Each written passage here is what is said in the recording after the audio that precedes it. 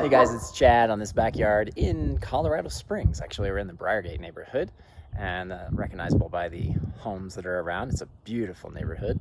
One common mistake that we see in landscaping that you should watch out for is making sure that you plan for the growth of trees. Now, this particular home has actually done a pretty good job because I'm guessing that we're 10, 15 years into this backyard landscape and that tree has not overgrown the edges yet.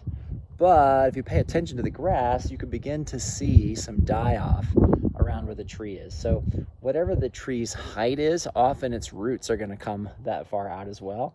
And it becomes more and more difficult to keep the grass green underneath, especially a pine tree, because its goal is drop the needles, kill off what's around it so that it gets the nutrients from the ground instead of the plants and grass around it. So very, very smart tree, very, very beautiful tree.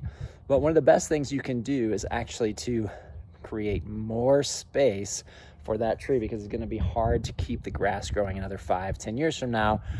Probably the grass is going to start really looking bad here. We see it often.